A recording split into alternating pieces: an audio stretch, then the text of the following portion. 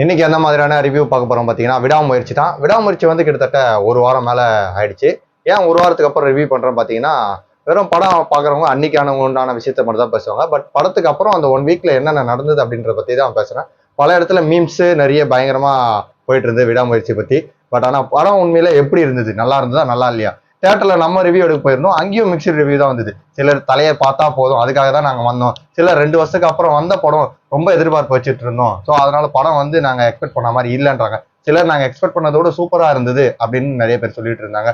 ஃபேமிலியா கேட்குறப்ப பார்த்தீங்கன்னா படம் நல்லா தான் இருந்தது, கதைக்காலம் புரிஞ்சுதான் கேட்டால் கதைக்காலமும் ஈஸியாக தான் இருந்ததுன்னாங்க. சிலர் கதைக்காலம் ரொம்ப கஷ்டமா தான் இருந்தது, நிறைய பேர் இன்னும் பார்த்தீங்கன்னா ட்விஸ்ட் மேலே ட்விஸ்ட் இருந்தது, எங்களால் கெஸ் பண்ணவே முடியல, ஸோ அந்த மாதிரியான கதை வந்து நல்லா இருந்தது.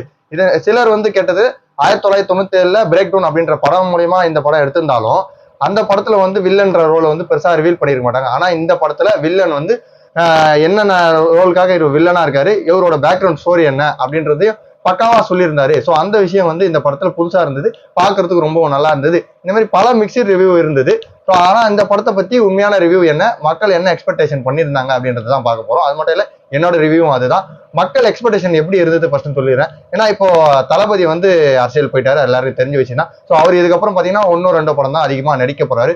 ஸோ அவரோட எக்ஸ்பெக்டேஷன், அவங்களோட ரசிகர்களும் இப்ப என்ன பண்ணுவாங்கன்னா தலையை தான் அதிகமா ஸ்கிரீன்ல வந்து பார்க்கணும் அப்படின்ற ஒரு எதிர்பார்ப்பு எப்பவுமே இருந்துட்டு இருக்கும்.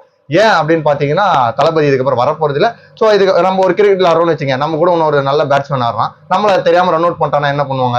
ஸோ அவனும் நமக்கும் சேர்த்து நீ ரன் அடிச்சே ஆகணும்டா அப்படின்ற அளவுக்கு தானே நம்மளோட எக்ஸ்பெக்டேஷன் இருக்கும். இந்தியன் டீம்லயும் அப்படி யாராவது ஒருத்தர் விராட் கோலி இப்போ ரோஹித் சர்மா ஆடுறாங்க, ரன் அவுட் ஆயிடுறாங்க ரோஹித் சர்மா, அந்த டைம்ல விராட் கோலியா ரோஹித் சர்மாவும் சேர்த்து ஆடணும் அப்படின்ற ஒரு எக்ஸ்பெக்டேஷன் எப்பவுமே வந்துடும் ஃபேன்ஸுக்கு. ஸோ அதே மாதிரி தளபதி இல்லாதனால தலைக்கு தான் அந்த எக்ஸ்பெக்டேஷன் அதிகமாக ஆனதுனால அதிகமாக எக்ஸ்பெக்டேஷன் வச்சு இந்த படம் வந்து பார்க்க வந்துட்டாங்க. ஆனா இந்த படம் வந்து இந்த மாதிரி ஸ்மூத் அண்ட் இதுவாக தான் போகும் அப்படின்னு தெரிஞ்சிருந்தாலும் எக்ஸ்பெக்டேஷன் வந்து அவங்களால கம்மி பண்ண முடியல. சிலர் அந்த எக்ஸ்பெக்டேஷனை பூர்த்தி செஞ்சாம தான் இருந்ததுன்றதுனால அவங்கள பொறுத்த வரைக்கும் ஓகேவா இருந்தது. ஸோ இதுதான் மெயினான ரீசன். படத்தை எக்ஸ்பெக்டேஷன் வச்சு பார்க்காதீங்க.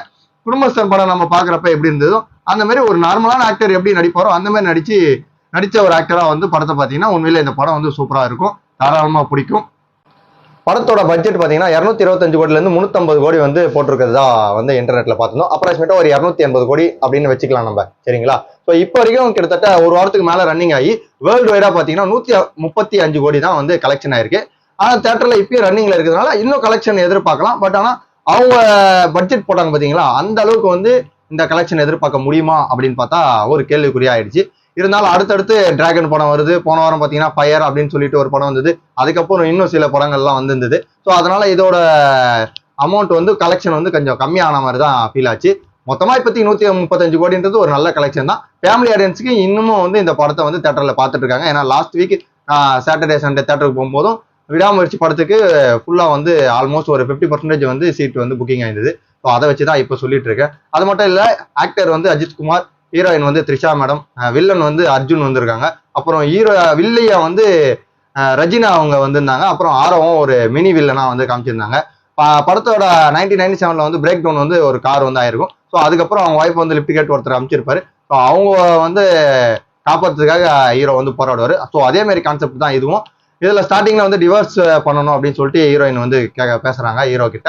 பேசுறதுக்கு அப்புறம் அவங்க அம்மா வீட்டுக்கு ஹீரோயின் போறதா சொல்லியிருப்பாங்க. அவங்க அம்மா வீட்டுக்கு அப்படியே வந்து அவங்க ஃபிளைட் ஏறி போயிருந்தாங்கன்னா இந்த படமே இருந்திருக்காது, தேட்டருக்கும் நம்ம போயிருக்க மாட்டோம், 120 ரூபா கொடுத்து நம்ம டிக்கெட் புக் பண்ணியே இருக்க மாட்டோம். ஆனா நான் கடைசியா ஒரு முறை வந்து கூட்டிட்டு போய் விட்டுறேன் கடைசியா அப்படின்னு சொல்லி ஒரு கார்ல இட்டுட்டு போறாரு. இட்டுட்டு போன இடத்துல அதே மாதிரி 1997 படத்துல எந்த மாதிரி இருக்குமோ அதே மாதிரி ஒரு சீன் வந்து நிறைய ரீல்ஸ் நம்ம பார்த்துருப்போம். அதே மாதிரி கிளிப்ஸ் தான் இந்த படத்துலயும் இருக்கும். அதுக்கப்புறம் நம்பி அனுப்புறாரு அர்ஜுன் கிட்ட. ஆனா அர்ஜுன் தான் வில்லன்றது அதுக்கப்புறம் தான் தெரிஞ்சது.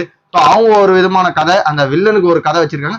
அந்த கதை இன்னும் நான் அருமையா இருக்கும். அதுவும் ரெஜினாக்கு ஒரு கேரக்டர் வச்சிருக்காங்க. ரெஜினா கேரக்டர், அதுவும் ஃபைட் சீன் ரெஜினா கிளைமேக்ஸ்ல ஆக்குறப்பலாம் இன்னும் சூப்பரா இருந்தது. அதுக்கப்புறம் அர்ஜுன் அண்ட் ரெஜினாக்கு உண்டான லவ்வும் வந்து சூப்பரா இருக்கும்.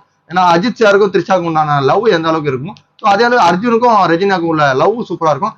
ஆரவ் அவரோட ரோல் வந்து பாத்தீங்கன்னா சும்மா டிஃப்ரெண்டா பிளே பண்ணியிருப்பாருங்க. ஏன்னா அவருக்கு கொடுத்த ஒரு சின்ன சின்ன ரோலா இருக்கும், எங்கெங்க ஸ்கிரீன் பிரசன்ஸ் அவர் என்னென்ன பண்ண முடியும் அது எல்லாமே பர்ஃபெக்டா பண்ணியிருந்தாரு. முழுக்க இந்த படம் வந்து பாத்தீங்கன்னா தியேட்டர்ல போயிட்டு இருக்கனால தாராளமா போய் ஃபேமிலியா போய் பார்த்து என்ஜாய் பண்ணுங்க. இதுக்கப்புறம் அஜித் சார் அவர்கள் வந்து ஏப்ரல் மாசத்துக்கு குட் பேட் அக்லி படம் வந்து வரப்போகுது. 3 மாசம் தான் கேப் இருந்தது, பட் இருந்தாலும் 2 மாசம் தான் கேப் இருந்தது, பட் இருந்தாலும் இந்த படம் வந்து இதுக்கப்புறம் ஓடிடில எல்லாம் பாக்குற மாதிரி ஆயிடும். ஸோ அதனால தியேட்டர்ல போய் பாருங்க, என்ஜாய் பண்ணுங்க. ஓப்பனிங் சாங்ஸும் சூப்பராக தான் இருக்கும். அதுக்கப்புறம் பெரிய அளவில் சாங்ஸ் இருந்தால் பார்த்தீங்கன்னா அந்த